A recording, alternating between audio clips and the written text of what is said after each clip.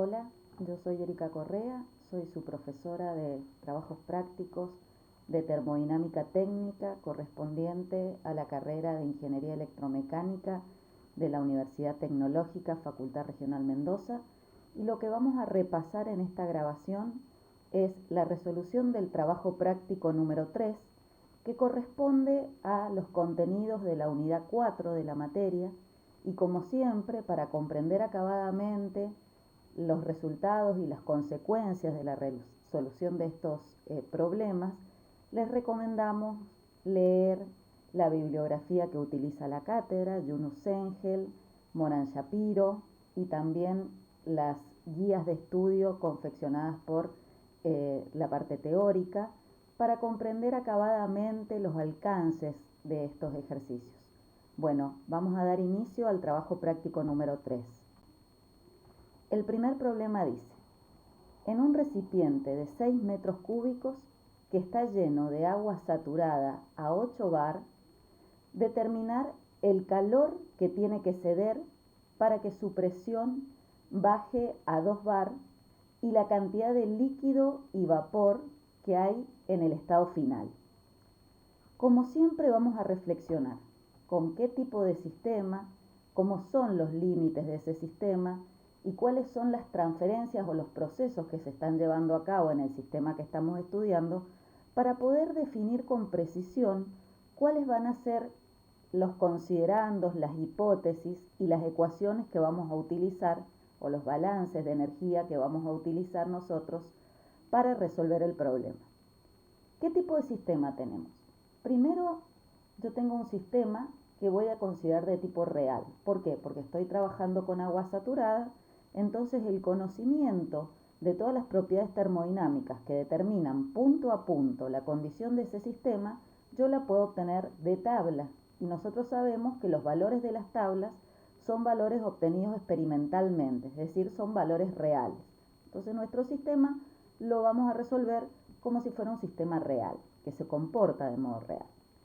Es un sistema cerrado. ¿Por qué? Porque me dice que mi recipiente, me da el volumen del recipiente, en ningún momento me indica que ese recipiente está entrando, saliendo masa, es decir, que mi sistema, que está contenido por los límites de ese recipiente, no intercambia con el entorno masa. Los únicos sistemas de intercambio que tienen son de energía, que puede ser en forma de calor o en forma de trabajo. Entonces, por eso vamos a definir que las características de este sistema corresponden a la definición de un sistema cerrado. Es heterogéneo. ¿Por qué es heterogéneo? Ahora, cuando analicemos en un diagrama temperatura-volumen lo que está sucediendo a lo largo de esta transformación, nos vamos a dar cuenta que el fluido cambia de estado de agregación durante el proceso y que pasa de ser agua saturada a vapor húmedo. Ese cambio determina que mi sistema sea heterogéneo. Por otro lado, es monocomponente, ya que tiene un solo componente, que es el agua. ¿Cuáles son los límites de mi sistema? Son reales, son posibles de identificar, están físicamente definidos por los límites del recipiente. Son fijos, ya que me dice que mi recipiente tiene un volumen constante, no me da ninguna indicación de que el recipiente varía su volumen. Y son diatérmanos, porque no están aislados y por lo tanto pueden intercambiar calor. ¿Qué tipo de transferencia se está llevando a cabo en este problema? Es una transferencia de tipo ideal. ¿Por qué? Porque nosotros vamos a considerar que la transformación se lleva a cabo de manera cuasiestática, es decir, siguiendo un camino de infinitesimales estados de equilibrio consecuentemente, que es isocórica la transformación. ¿Por qué? Porque ya dijimos anteriormente que este sistema mantiene su volumen constante. Bueno, ¿cuál es mi problema? Fíjense que yo inicialmente tengo un recipiente que tiene un volumen de 6 metros cúbicos, está como agua saturada y a una presión de 8 bar.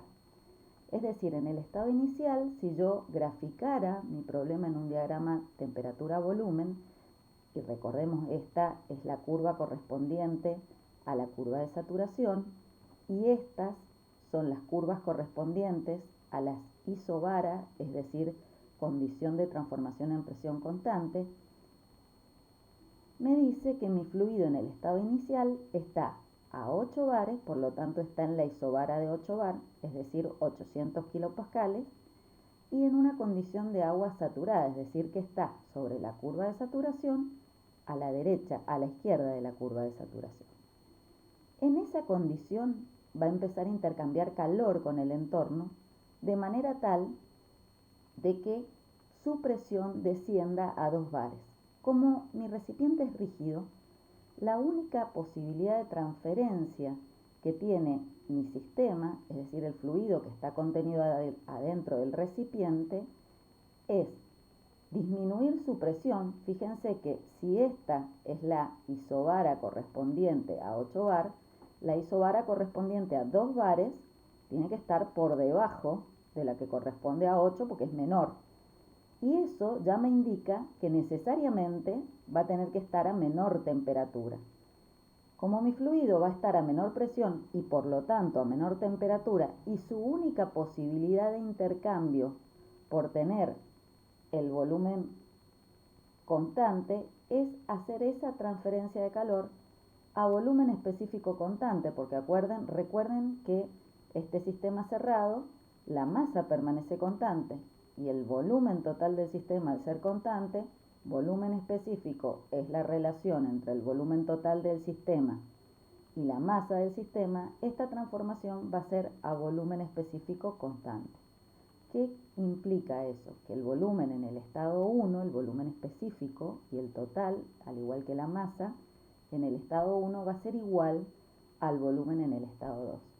Sin embargo, fíjense de que evaluando el comportamiento adentro de mi gráfico temperatura-volumen, veo que ahora, al cambiar de estado, mi fluido pasa de una condición de estar como líquido saturado o agua saturado a la condición de estar como un líquido o como un vapor húmedo, es decir, una mezcla de líquido y vapor saturado.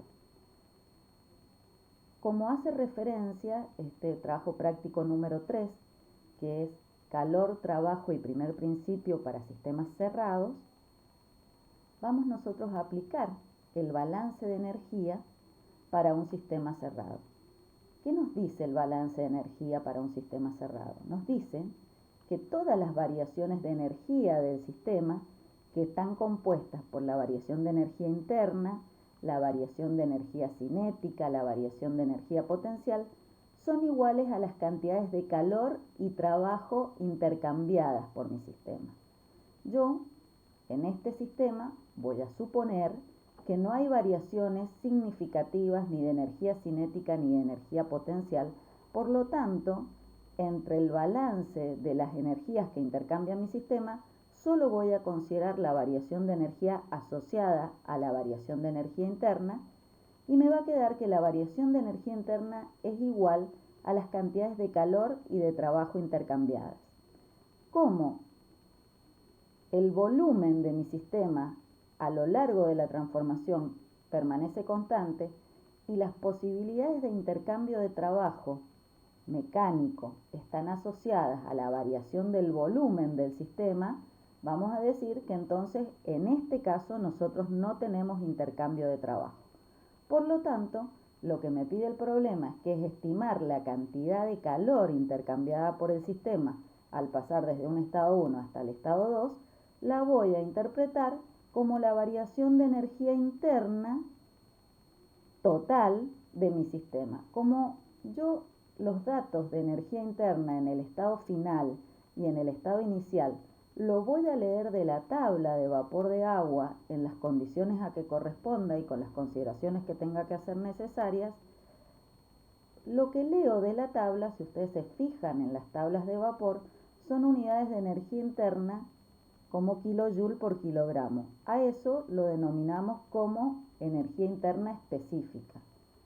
La energía interna total, que es la que yo necesito saber, es el producto de la masa por cada una de las energías internas específicas en cada estado que estamos analizando. Vamos a ver ahora qué pasa en el estado 1. En el estado 1, que que yo estoy como condición de líquido saturado, estoy a 8 bar, 800 kilopascales.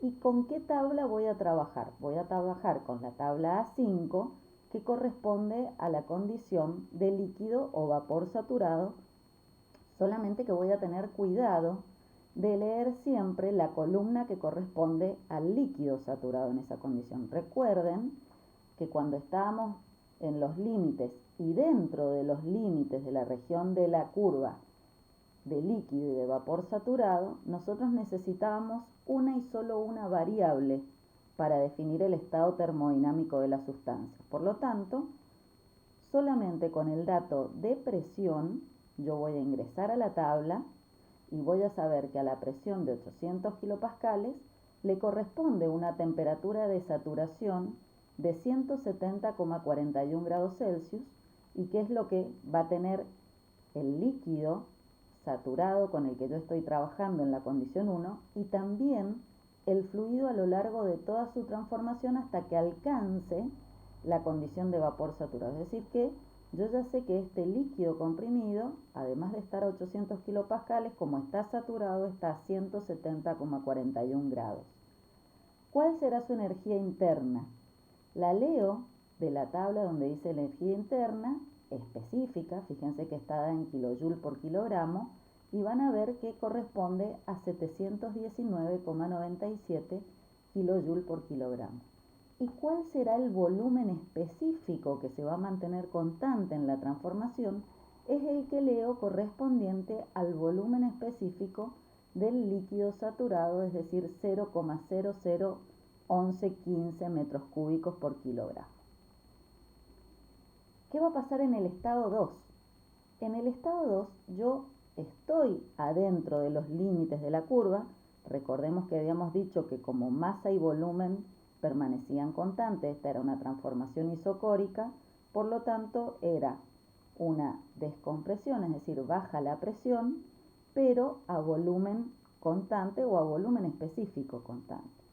Entonces yo ya caigo dentro de los límites de la campana, pero no puedo leer los valores de las propiedades termodinámicas de este vapor húmedo directamente de la tabla, sino que puedo leer los valores extremos, es decir, yo ya tengo como dato que recuerden que dentro de la campana también necesito solamente una variable para definir la condición de temperatura y presión. Ahora, necesito de aplicar lo que conocemos como la regla de la palanca para resolver las demás propiedades, es decir, volumen específico, energía interna, entalpía, etc.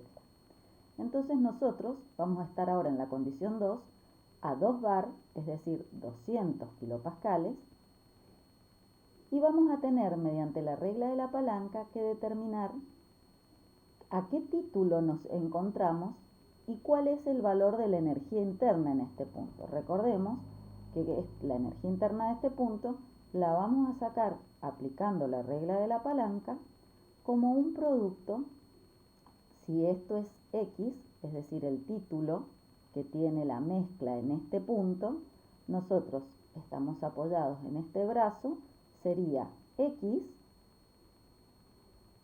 por el punto de apoyo contrario, que sería la energía interna del vapor saturado en el estado 2. Y el otro brazo que nos queda es 1 menos X, y el punto contrario sería la energía interna del líquido saturado en el estado 2, es decir, a 200 kilopascales. ¿Qué problema tenemos para obtener el valor de la energía interna después de haber planteado nuestra regla de la palanca? Que no tenemos como dato del problema el valor del título. ¿De dónde podemos sacar el título? Bueno, vamos a usar el dato que sí conocemos, que es como que la transformación se produjo a volumen constante, entonces el volumen 2 es igual al volumen en el estado 1 y es igual al volumen en el estado 1 que tenía el líquido saturado a 800 kilopascales. Nada más que ahora está como un vapor húmedo a 200 kilopascales. Aplico la regla de la palanca, que sería la que yo necesitaría obtener para obtener ese valor de volumen específico de un vapor húmedo en esta condición, y de esa ecuación despejo el valor de x, que es el título. Entonces el título me va a quedar como una relación entre el volumen específico del vapor húmedo en 2, que lo conozco porque conozco el dato del volumen en el estado 1 y es el mismo, menos el volumen específico del líquido saturado en el estado 2, no en el estado 1, recuerden, en el estado 2, ahora estamos trabajando con esta relación, dividida la diferencia entre el volumen específico del vapor saturado y del líquido saturado a 200 kilopascales. Vamos nuevamente a la tabla A5 porque seguimos dentro de los límites de la campana, recuerden que estamos acá. Y entonces vamos en la tabla A5 a buscar para 200 kilopascales cuál va a ser el valor del volumen específico del vapor saturado y del líquido saturado. Lo vamos a reemplazar en la ecuación y vamos a despejar x. Entonces obtenemos x, como explicamos en la relación anterior, y fíjense que, como era de esperar, tenemos una relación masa de vapor, masa total muy pequeña. Este es un valor de x muy pequeño, porque recuerden que este gráfico, como discutíamos en la clase, está simplificado, pero esta curva de manera real cae del lado del líquido de una manera con mayor pendiente, mucho más abrupta. Entonces los cambios, como los fluidos son incompresibles, es decir, hay poca diferencia respecto de su presión, ha caído dentro de la curva, pero muy cerquita de la situación de saturación, a pesar de haber descendido aproximadamente 6 bar. Pero como los fluidos son incompresibles, los cambios son muy pequeños en su condición cuando el fluido líquido es incompresible, cuando nosotros evaluamos el efecto de las variaciones de presión sobre sus propiedades. Bueno, una vez que conozco x, como ya discutimos previamente, reemplazamos en la regla de la palanca y podemos obtener el valor de la energía interna en el estado 2. Fíjense que acá tenemos los datos que sacamos de la tabla, fueron los datos del vapor y del líquido y del vapor saturado en la condición de 200 kilopascales y el dato de la energía interna del líquido saturado y del vapor saturado a 200 kilopascales. Reemplazamos en la regla de la palanca del estado 2 los valores que leímos de la tabla extremos y sacamos el valor de la energía interna en el estado 2. Recuerden que de la misma tabla A5 a 800 kilopascales ya habíamos leído el valor de la energía interna específica en el estado 1 y que la ecuación nos decía que la variación de energía interna era igual al calor, que es lo que nos pregunta el problema, y que nosotros a esa energía interna total le habíamos explicado que, como leemos de la tabla la variación de energía interna específica, debemos multiplicarlo por la masa. ¿Qué dato me está faltando para poder terminar de resolver mi problema? Me está faltando el dato de la masa total, pero yo conozco el dato del volumen específico en la condición inicial y conozco también que el volumen específico se define como la relación entre el volumen total del recipiente y la masa del recipiente. Como el volumen total del recipiente es dato, yo puedo despejar de esta relación la masa como la relación entre el volumen total de mi sistema y el volumen específico en el estado 1. Y como dijimos que es un sistema cerrado, la masa permanece constante. Por lo tanto, esa masa va a ser la misma a lo largo de toda la transformación. Es decir, yo como 6 metros cúbicos, que era el volumen total, dividido el valor del volumen específico del líquido saturado en el estado 1, obtengo una masa total que fíjense que vale 5.381,16 kilogramos. Con el valor de la masa total, ahora sí puedo sacar la cantidad de calor intercambiada en mi sistema como el producto de la masa por las diferencias de las energías específicas entre el estado 2 y el estado 1. Eso me va a decir que el calor, que es igual a la variación de energía interna total del sistema, son 5.381,16 kilogramos por la energía interna en el estado 2, que fíjense que son 504,62 kJ por kilogramo, menos la energía interna en el estado 1, que son 719,97 kJ por kilogramo.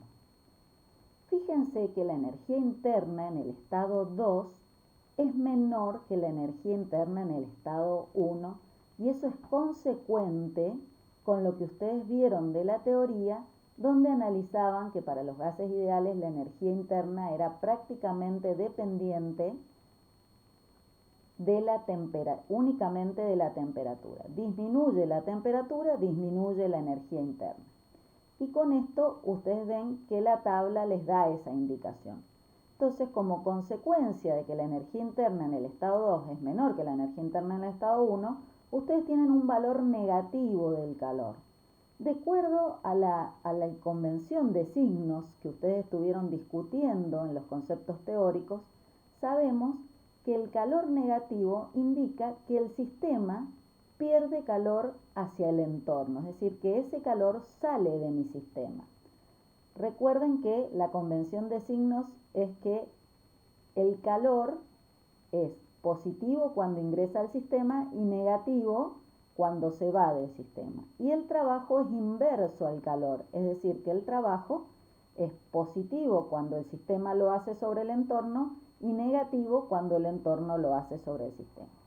Tenemos entonces, al tener una cantidad de calor negativa, la certeza de que nuestro sistema se está enfriando, es decir, está perdiendo calor. Vamos a darle solución a la segunda parte del problema, que me pide que además indique qué cantidades en esta mezcla de vapor húmedo, qué cantidades de líquido y vapor en unidades de masa tengo yo en la mezcla. ¿Qué vamos a usar para saber eso? La definición del título, que me dice que el título es la relación entre la masa de vapor y la masa total. La masa total es la que obtuvimos de la relación entre el volumen total del sistema y el volumen específico. Entonces, de esta relación, yo puedo despejar masa de vapor, y me va a quedar que es igual al producto del título por la masa total. El título ya lo había obtenido, la masa total también. Me queda que tengo una cantidad pequeñísima de vapor en la mezcla, y eso ya lo sabíamos porque el título era muy pequeño. Recuerden que un título igual a 0 indica líquido saturado, un título igual a 1 indica vapor saturado. Obviamente nuestro título era 0,00, estábamos muy cerca de la cantidad de la condición de líquido saturado, es de esperar que en nuestra mezcla la cantidad de vapor sea muy pequeña. De hecho, tenemos 328 gramos de vapor en la mezcla. Y ahora la masa de líquido, como yo sé que la masa de líquido más la masa de vapor es igual a la masa total del sistema, obtengo la masa de líquido como una diferencia entre la masa total que calculé y la masa de vapor que acabo de despejar del título, y así obtengo la masa del líquido, que fíjense que me da importante 5.380,83 kilogramos de líquido. De esa manera tengo resuelto el problema número 1 de nuestro trabajo práctico de primer principio de sistemas cerrados, calor y trabajo. Vamos a ir ahora a la resolución del problema número 2. Dice que calentamos 25 kilogramos de vapor de agua a presión constante desde una presión de 20 bar y un título de 0,9 hasta 400 grados Celsius. Fíjense que en nuestra primera condición ya sabemos que estamos como un vapor húmedo, porque me da la presión, pero además me da el título. Y después yo tengo que seguir a presión constante calentando ese fluido, que es agua, hasta llegar a la temperatura de 400 grados Celsius. Me pide que calcule el calor que le tuve que dar al sistema y cuál es el trabajo de expansión que hizo el sistema. Entonces, nuevamente, como estoy trabajando con vapor de agua y todas las propiedades del sistema pueden ser obtenidas a través del manejo de las tablas de vapor, como hemos visto ya en el primer práctico, voy a estar hablando de que este es un sistema real, porque las propiedades termodinámicas punto a punto las puedo conocer de las tablas de vapor. Es cerrado nuevamente porque no intercambia masa con el medio, con el entorno, el sistema. Las únicas formas de intercambio son de energía en forma de calor y trabajo. Nuevamente es heterogéneo porque vamos a ver del proceso que sigue el ciclo, que empieza como un vapor húmedo y termina como un vapor sobrecalentado, y es monocomponente porque el compuesto es agua. Los límites son reales, son posibles de identificar, son físicamente definidos, intercambia calor. Móviles porque para que el sistema evolucione calentándose a presión constante debe poder expandirse, es decir, aumentar su volumen. Es decir, yo tengo la certeza de que este sistema va a tener que aumentar su volumen porque de la gráfica de temperatura-volumen moviéndome a lo largo de las isobaras, yo puedo ver que necesito expandir esa sustancia, necesita expandirse. Y son diatérmanos porque no están aislados, por lo tanto pueden intercambiar calor. ¿Qué tipo de transferencia? Nuevamente la transferencia es ideal porque se lleva a cabo de manera cuasi estática, como discutimos antes igual, pero en este caso en vez de ser isocórica es isobárica porque se va a llevar adelante a una condición de presión del sistema constante. Fíjense qué tipo de evolución tenemos nosotros. Tenemos una sustancia que está como un vapor húmedo, el título es conocido, la masa es conocida, y también la condición inicial de la presión inicial.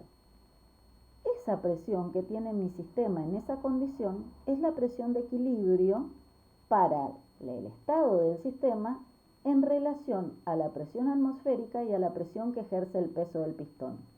Esa condición de balance de fuerzas que determina la presión interior de mi sistema no varía a lo largo del proceso, por lo tanto, cuando empiece a recibir calor, es de esperar que mi sistema comience a expandirse a presión constante, porque las fuerzas que tiene que vencer son exactamente las mismas. Entonces, si lo analizamos como en el caso anterior, en un diagrama temperatura-volumen, en donde las formas de las isobaras son de este tipo, y esta es la isobara de 20 bares, yo estoy en una condición inicial con un vapor saturado de título 0,9, mucho más cerquita de la curva de saturación de vapor saturado, comienzo a recibir calor y no me queda otra que aumentar mi volumen para seguir expandiéndome a presión constante y después a presión constante aumentar mi temperatura hasta llegar a la condición final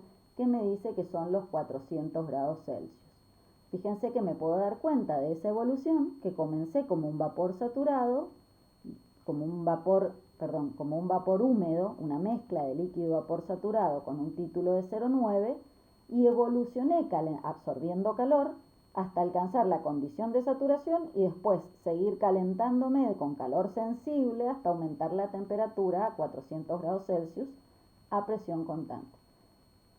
Nuevamente aplico el balance de energía para mi sistema y ¿qué puedo decir? Que voy a despreciar la energía cinética y la energía potencial, entonces que el cambio de energía de mi sistema está representado por la variación de energía interna de mi sistema y que va a ser igual a la cantidad de calor menos la cantidad de trabajo intercambiada por el sistema. En este caso, como los límites son diatérmanos, el sistema está absorbiendo calor para poder incrementar su temperatura, se está moviendo a presión constante, pero está variando su volumen, es decir, que está haciendo trabajo. Es decir, en esta ecuación ningún término se anula. Me pide calcular las cantidades de calor y de trabajo intercambiado.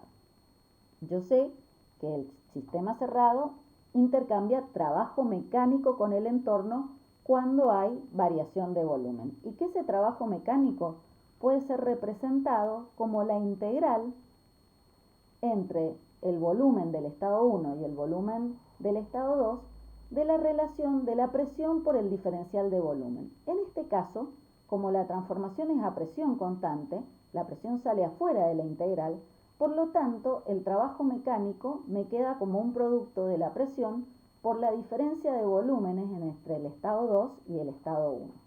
Como voy a trabajar con tablas de vapor, en realidad lo que yo voy a obtener de las condiciones en el estado 1 y en el estado 2 van a ser los valores del volumen específico, no del volumen total. La masa es dato, entonces multiplicando la masa por los datos del volumen específico que obtengo de las condiciones termodinámicas que lea de la tabla, yo puedo obtener el valor del trabajo realizado para poder finalmente analizar cuáles son las cantidades de calor y de trabajo intercambiados en este sistema y en esta transformación. Vamos a calcular los volúmenes a partir de las tablas correspondientes. En el estado 2, yo estoy en la condición de vapor sobrecalentado, a 20 bar y 400 grados Celsius. Recuerden que cuando estoy en la condición de vapor sobrecalentado, de acuerdo a la regla de las fases, tengo 2 grados de libertad. ¿Eso qué me indica? Que necesito 2 variables termodinámicas para entrar a la tabla y leer los valores de la condición termodinámica del fluido. Entonces, nuevamente, 20 bares, recuerden que un bar son 100 kilopascales, serían 2000 kilopascales o 2 megapascales. Voy a la tabla A6, que es la tabla del vapor sobrecalentado, y voy a leer para los 400 grados Celsius de mi estado 2 cuál es el volumen específico correspondiente a ese vapor sobrecalentado y también cuál es el valor de la energía interna correspondiente a ese vapor sobrecalentado, de acuerdo a lo que estoy buscando en la ecuación del balance de energía del primer principio. Entonces me dice que el volumen específico del vapor sobrecalentado son 0,15 metros cúbicos por kilogramo, la energía específica son 2.945 kilojoules por kilogramo. Vamos al estado número 1, que es el estado inicial, donde tengo un vapor húmedo de título 0,9. Nuevamente, de la condición de 20 bar, ahora estoy dentro de los límites de la campana y la regla de las fases me dice que yo necesito solamente una variable, tengo 1 grado de libertad y voy a usar como variable la presión. Y fíjense que entro a la tabla 5 con el valor de 2000 kilopascales, que son los 20 bares, y puedo leer que sí y solo sí, ese vapor va a estar a 212 grados, 38 en su condición inicial, y que va a tener un volumen específico del líquido y del vapor saturado y una energía interna específica del líquido saturado y del vapor saturado. ¿Por qué tengo que hacer eso? Y nuevamente, al igual que pasaba en el caso anterior, al estar con el vapor húmedo, para determinar su condición en términos de volumen específico y energía interna, tengo que aplicar la regla de la palanca.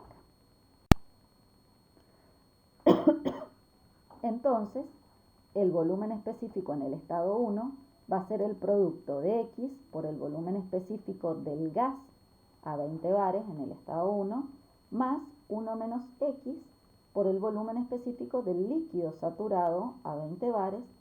Esos datos ya los había leído de tabla y sustituyendo encuentro que el valor del volumen específico en el estado 1 es 0,08976 metros cúbicos por kilogramo.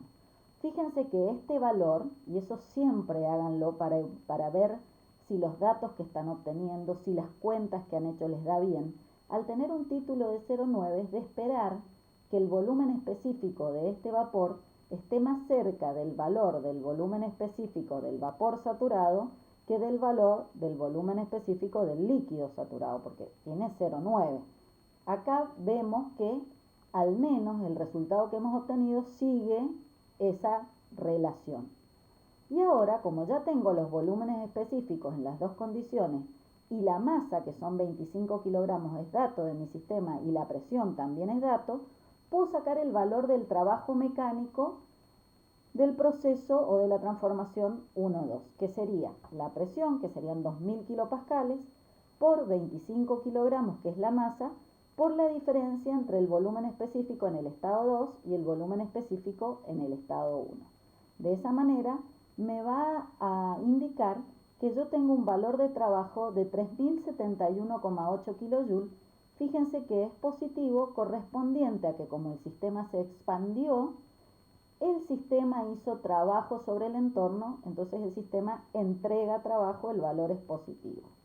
Nuevamente, ahora voy a ir a buscar las cantidades de calor aportado. Como dijimos que el balance de primer principio para mi sistema cerrado correspondía al valor de la energía interna, que era igual a las cantidades de calor y trabajo intercambiados, he determinado la cantidad de trabajo y puedo despejar la cantidad de calor como la variación de energía interna más la cantidad de trabajo intercambiado. Entonces, de eso yo obtengo que el calor en 1,2 va a ser la energía interna en el estado 2, energía interna total, menos la energía total en el estado 1, más el trabajo intercambiado por 1,2. O lo que es lo mismo, el producto de la masa por la energía interna específica en el estado 2, menos la energía interna específica en el estado 1, más la cantidad de trabajo 1,2 que acabamos de calcular. Nuevamente, la energía interna específica en el estado 2 la leí directamente de la tabla A6 de vapor sobrecalentado, ingresando con las dos variables de temperatura y presión. En el estado 1 vuelvo a tener el problema de que necesito utilizar la regla de la palanca para obtener el valor de energía específica.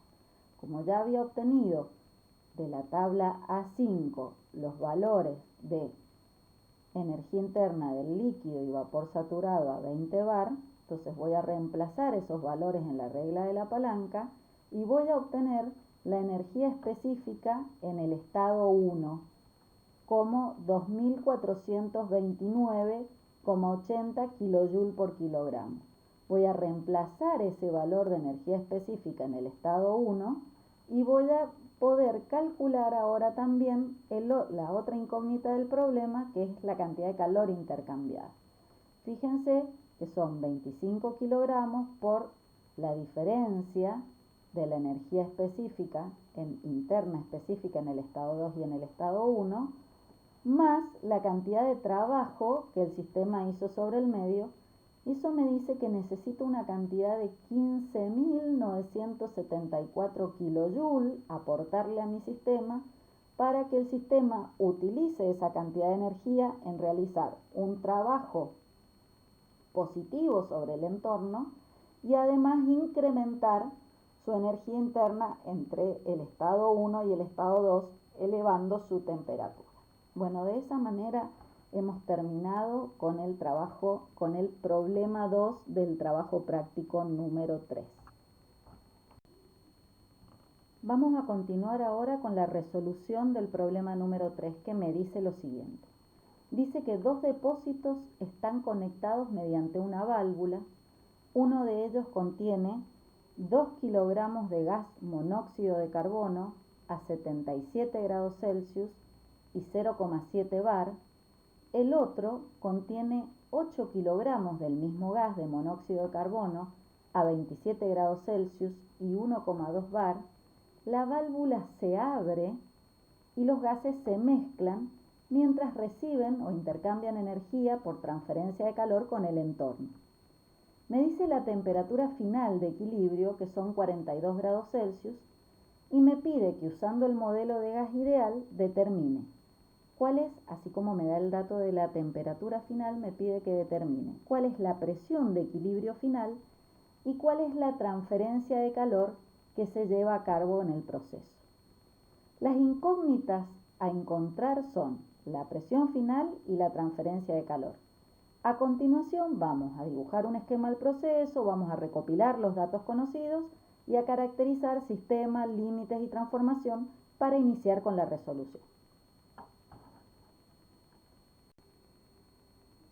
Bueno, como hemos relatado previamente, entonces nuestro sistema, los límites de nuestro sistema ahora comprenden los dos tanques con monóxido de carbono que están a diferentes condiciones de temperatura, a diferentes condiciones de presión y que tienen distintas masas del mismo gas de monóxido de carbono y están conectados por una válvula que en el estado inicial está cerrada y en el estado final se abre, permitiendo la mezcla del gas en ambos tanques y llegando a una condición de equilibrio final.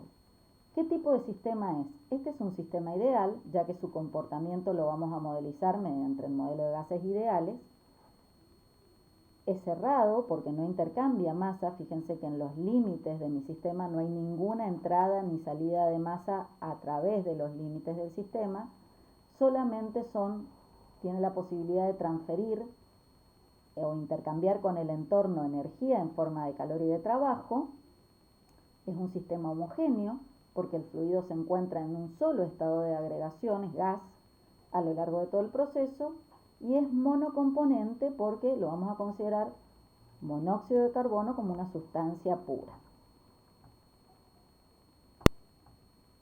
Los límites son reales, son posibles de identificar, están físicamente definidos, son fijos y rígidos porque no existe modificación del volumen de los tanques, son diatérmanos porque no están aislados, pueden intercambiar calor.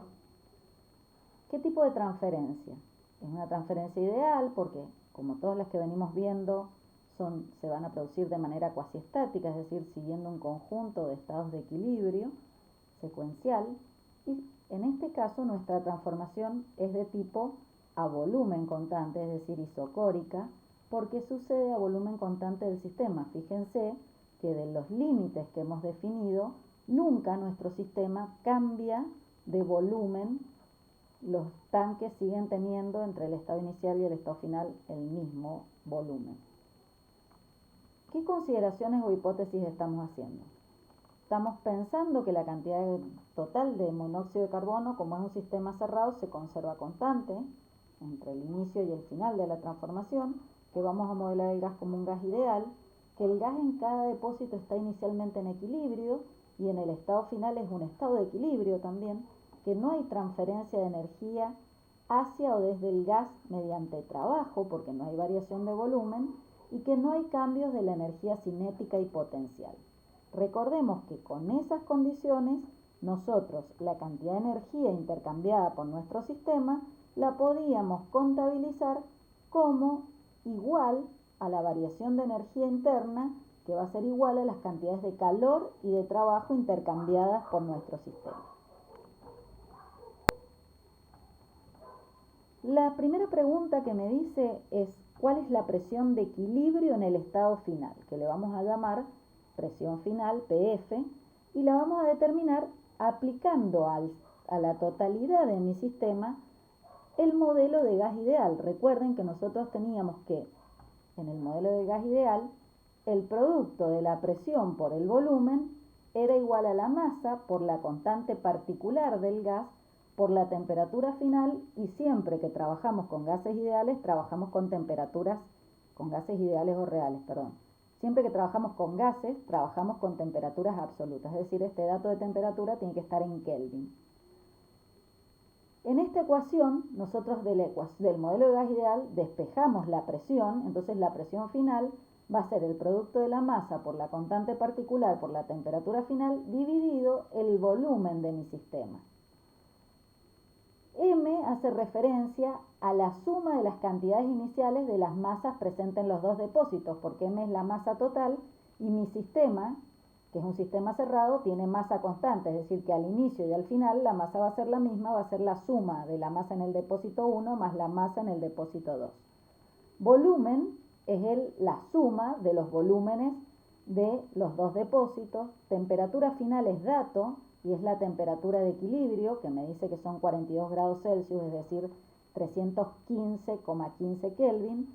Y R en este caso es la constante particular del monóxido de carbono, que la puedo obtener de la tabla A2 en la página 909, aproximando a 300 Kelvin, o de la página 910, la tabla 2 de la página 910, interpolando entre las temperaturas de 300 y 350 Kelvin. Recuerden que yo estoy entre los límites de 77 grados Celsius que tiene el depósito 1, que sería equivalente a unos 350 Kelvin.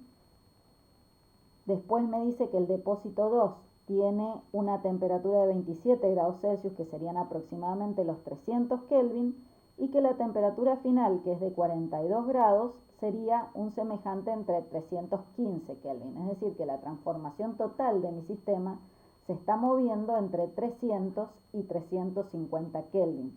Por eso, entre esas temperaturas yo puedo interpolar un valor de R promedio de esas dos temperaturas para trabajar con esa R a lo largo de todas las transferencias y considerarla aproximadamente constante.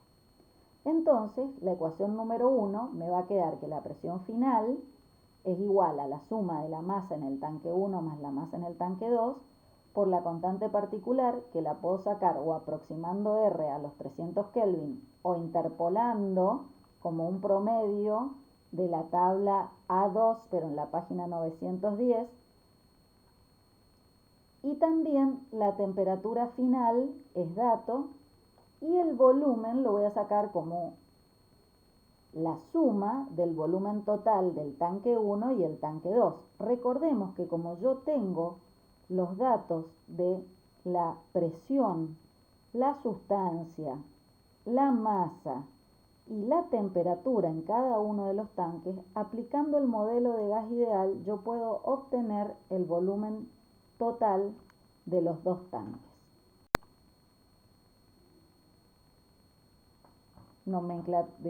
¿Qué nomenclatura vamos a usar? Si llamamos a la temperatura y presión iniciales del depósito 1, temperatura 1 y presión 1 respectivamente, podemos calcular el volumen 1, como les decía, como el producto de la masa en el tanque 1 por la constante particular del monóxido por la temperatura en el tanque 1 en Kelvin dividido la presión en el tanque 1. Y de manera análoga, si llamamos al depósito 2 T2 y P2 las condiciones termodinámicas, podemos calcular el volumen en 2.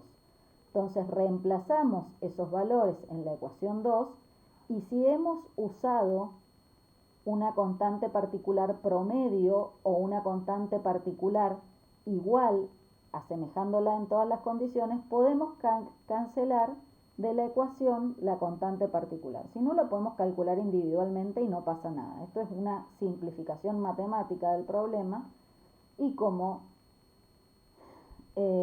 los volúmenes, el producto de la masa por la temperatura final por R sobre la suma de los dos volúmenes, de la suma de los dos volúmenes puedo sacar factor común R, y a esa R la puedo simplificar si he calculado como una consideración asemejándola a una variable ponderada entre las temperaturas en las que trabaja el sistema, la puedo anular. Finalmente, eso me da como resultado que la presión final es igual a la suma de las masas en ambos tanques por la temperatura final, que es dato, dividido la suma de la masa en el tanque 1 por la temperatura y la presión en el tanque 1 más la masa en el tanque 2 por la temperatura dividido la presión en el tanque 2. Reemplazo porque tengo todos los datos para sacar esos valores, y la presión final me queda que es 1,05 bars. Entonces ya tengo el primer resultado de los que me pide mi problema.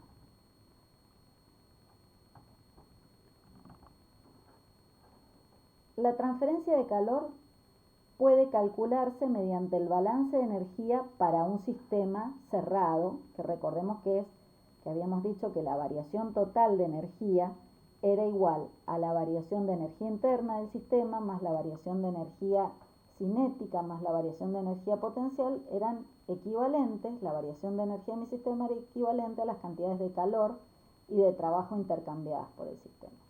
Entonces, si yo en este caso la variación de energía potencial y la variación de energía cinética la desprecio, me queda que la variación de energía de mi sistema puede ser acabadamente representada por la variación de energía interna entre el estado final y el estado inicial del sistema. Fíjense que acá represento la variación de energía interna como propiedad termodinámica, como una diferencial exacta, porque las propiedades termodinámicas solo dependen, al ser diferenciales exactas, de la condición entre el estado final y el estado inicial. Sin embargo, cuando hablo de calor y de trabajo, no hago la misma suposición, porque el calor y trabajo son diferenciales inexactas porque dependen de la trayectoria, no dependen del estado inicial y final.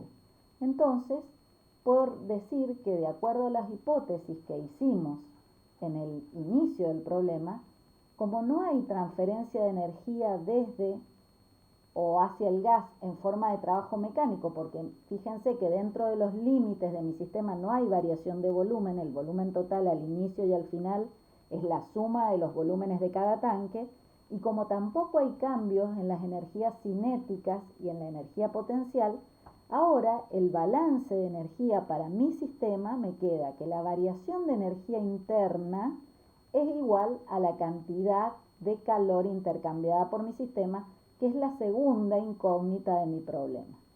Quiere decir que la variación de energía interna de mi sistema va a ser igual a la energía interna en el estado final de mi sistema menos la energía interna en el estado inicial de mi sistema.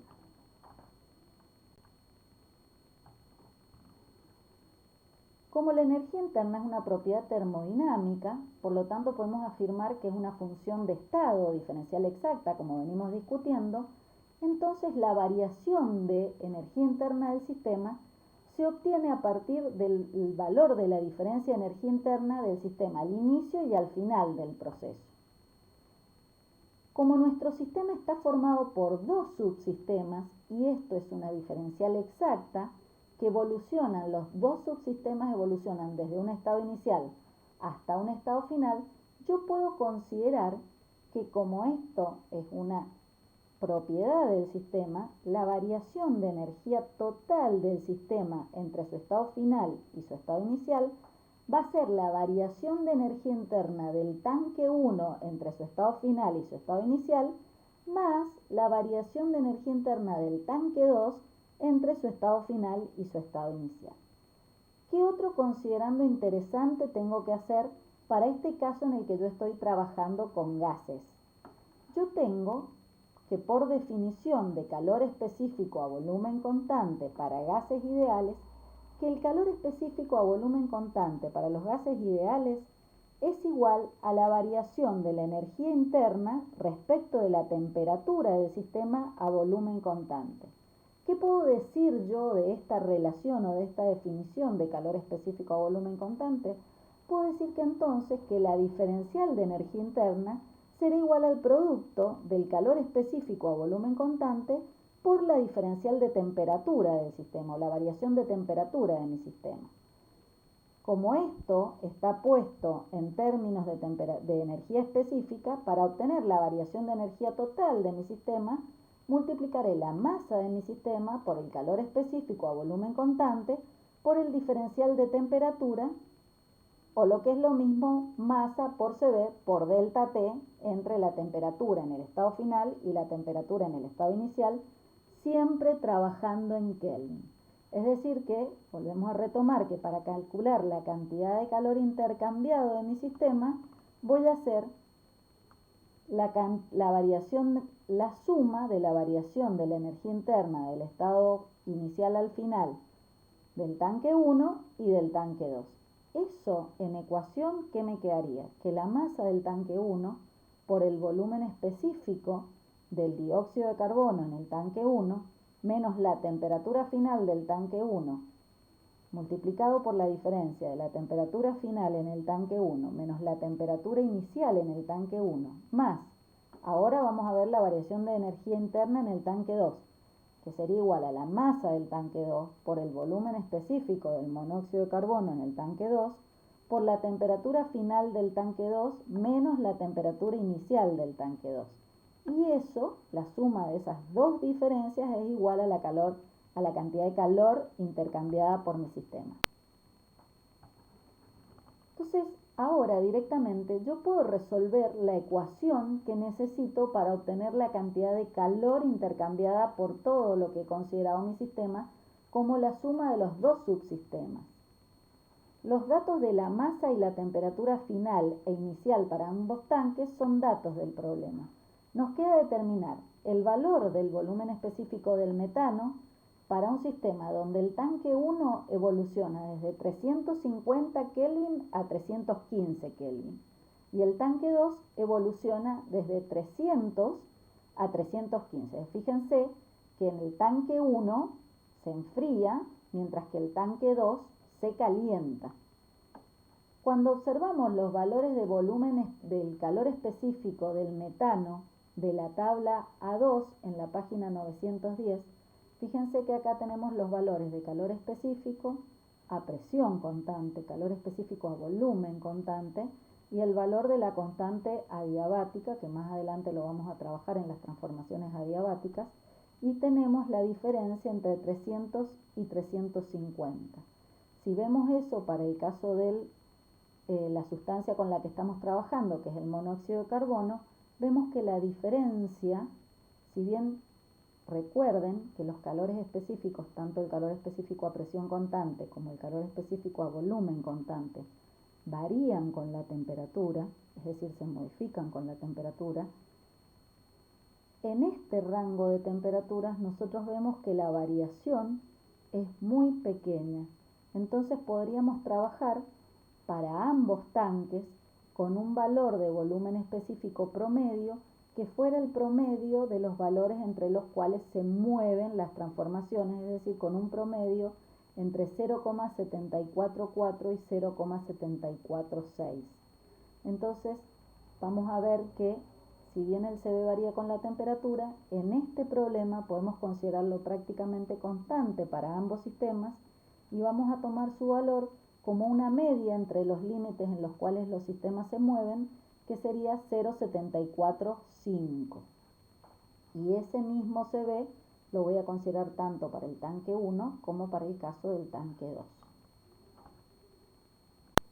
Reemplazando ahora los valores, recuerden que la masa es dato, el calor específico a volumen de constante lo acabo de definir igual para ambos tanques, dado que el rango de temperaturas en los que se mueven son semejantes y lo saco como un promedio. Las temperaturas iniciales y finales son datos del problema y para la evolución del tanque 2 lo mismo, tengo la masa que es dato, el calor específico que lo acabo de calcular y las variaciones de las temperaturas también son datos.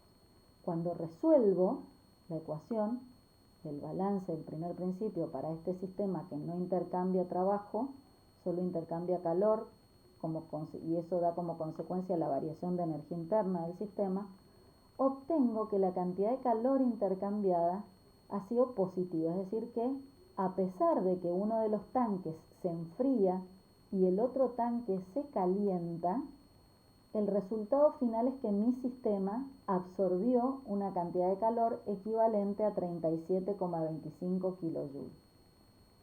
¿Y esto cómo pasa? Y eso es una consecuencia de que la variación de energía interna es una propiedad extensiva, es decir, que depende de la masa. Aunque el tanque 1 se enfría y se enfría de 77 a 42 grados Celsius, que es un salto más grande que el que da el tanque 2 para calentarse desde 27 hasta 42 grados Celsius, lo que sucede es que el tanque 2 tiene 8 kilogramos de masa, mientras que el tanque 1 tiene 2 kilogramos de masa. Entonces, como la energía interna es una propiedad extensiva, a pesar de que el tanque 2 da un salto de temperatura mucho más pequeño para calentarse que el que da el tanque 1 para enfriarse, como su masa es 4 veces la del tanque 1, entonces la energía interna, que es una propiedad termodinámica extensiva como venimos discutiendo, implica que nuestro sistema absorbe energía, es decir, que la energía final del sistema se incrementa. También recordarles que como analogía para recordar la convención de signos que usamos en el balance de energía de principio cerrado, podemos decir que el calor es como el dinero. Cuando entra al sistema, como en este caso es positivo, y cuando sale es negativo, y que el trabajo es lo contrario del calor. Cuando sale del sistema es positivo y cuando entra es negativo.